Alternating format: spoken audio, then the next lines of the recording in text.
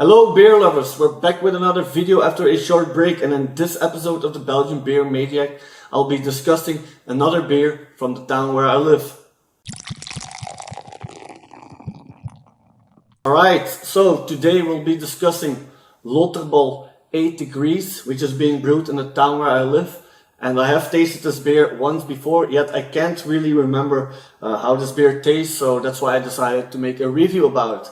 So here is the bottle.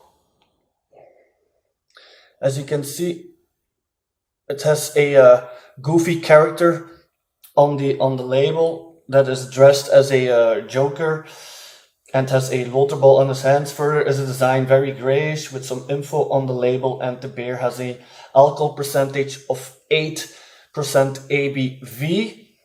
Loterbol is also the Flemish word for a joker or prankster, which you can clearly see on how the character is displayed.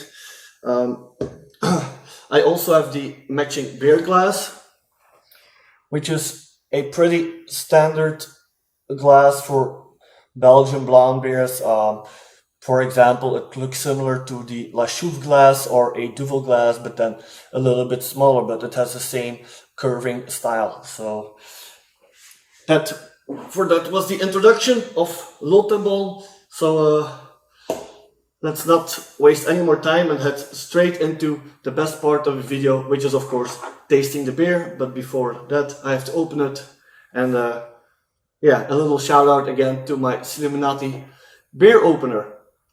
If you guys don't know what Illuminati is, it's a beer brewed by a art collective in Wevelgem, which sent me a gift box some time ago, and you can find those videos somewhere on my channel as well. So alright. Ooh. Very malty. I like that. So let's head in with the pour.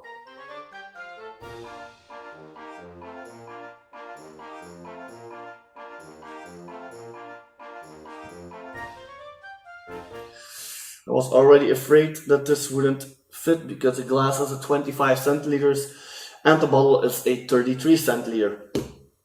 So, alright, as you can see, the beer has a very bright golden blonde color with a very nice fermentation. If you look closely, I don't know if you can, oh yeah. So it has a very strong fermentation and a very nice clear white foam head. So for the smell, it smells very creamy in a good way, a lot of aromas, very malty, like I said before, very hoppy. I also think I read somewhere, if I remember correctly, that this beer has been used on that's being brewed on high fermentation, and that they used dry hopping for this beer. So that's probably also why that the smell is so full of aromas. Very delightful. Yeah, this really invites you to drink, which I will do now. So guys, cheers.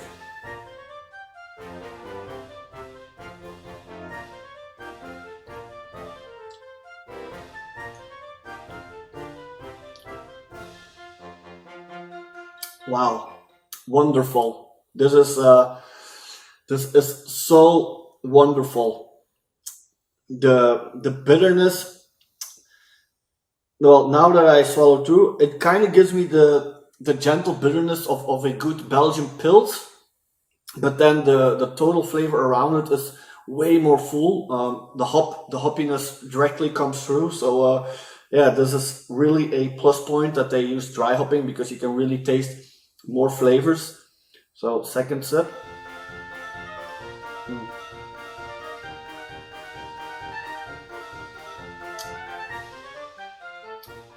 Very smooth, very fruity. Not in the way, I'm not sure. I can't really taste citrus, but I think there's something in this like banana. Not quite sure. but there is some dry fruits in this, which is very delightful, and it also has some spicy touch, but not sure if they use any spices. Yeah, I always do also a little bit of research when I check the history, but yeah, it does have some spicy notes in it.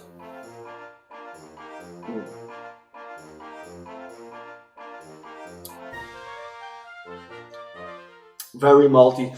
Kind of gives me this. Well, it is a blonde beer, but amber ales or amber beers, like for example, Quack, which I've reviewed as well. They have a very strong malty yeast flavor, and this beer kind of has the same sense, but then a bit more smoother and not so overwhelming like an amber beer has. So it's a very nice blend for a Belgian strong beer. It has a very dry aftertaste as well. As you can already hear me smacking my mouth to say so. Yeah, there's a very dry aftertaste, which again, I like that with many beers because that invites you to drink directly again, which is also very dangerous because you get faster drunk. But then again, yeah, let's head in with the last sip.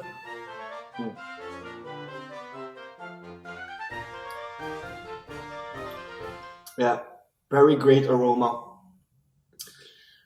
Nice, smooth level between the sweetness of the fruitiness, the delightfulness of the malt, and then the bitterness, the smooth, how you say, drink through. Yeah, it's really well balanced. Yeah, for a beer from my town, I can say that I'm a proud citizen. So yeah, as for the beer type, it is pretty clear that this beer goes with the strong blonde beers and nowhere else. I mean, it's not an amber beer, it's not a big craft beer, it's simply a smooth, gentle, strong blonde beer. So we'll classify that amongst that category. So, cheers once more. Now, as for the history of the brewery, Loterbol is being brewed at the Loterbol Brewery, which is located, of course, in the township of Diest, where I live, which is in the province of Flemish Brabant and in the Flemish region of Belgium. Back in the 1800s, the brewery was called the Brouwketel, and in Café Loterbol, you can still find a stone from 1706 that was bricked in the wall of the brewery. The brewery has always stayed in the hands of family members, yet the name of the brewery did change a couple of times during the past years. In 1995, they renovated a big part of the 1800s brewery, which is today the Loterbol Brewing House, if I'm not mistaken. And it was followed by another renovation in 2002, which is now the Brewing Hall. That said, Loterbol is probably also the smallest microbrewery in Belgium, since they only produce 650 cases of beer in 1 year, and this is of both their beers combined. So that's actually a very low amount of beers.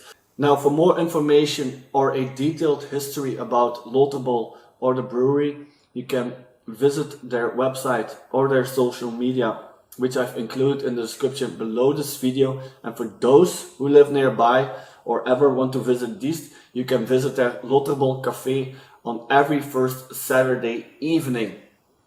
Now, for my personal rating, let's do the math calculation again and have another sip.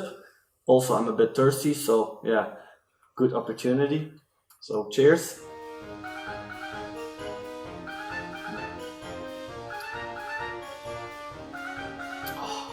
The malty aroma is so delicious, and the dry aftertaste just makes you want to drink so much more. It's actually a curse that some breweries do this, because it just keeps inviting you to take sip after sip after sip, especially when you're a alcohol fanatic. I know what you guys are thinking. Addict? No, fanatic. Then it's very tricky. So yeah, for my personal rating,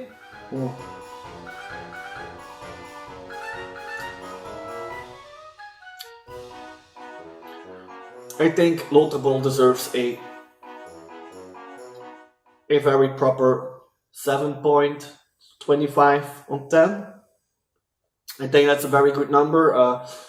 Seeing the whole picture of the brewery, and then being a microbrewery that, you know, can make such a wonderful beer. Also knowing that they are around for, I think their starting date was 1830, so that's around the same time. Well, Belgium was founded in 1830, so I think their starting date was also 1830, but there is not a real pinpoint on that, since the history got a bit lost. I read something about that in the big history, the big detailed history on their website as well. So, but yeah, doing this for almost 200 years, and still keep that same level of microbrewery that makes it so special. I think they deserve at least 7.25 to 10 points.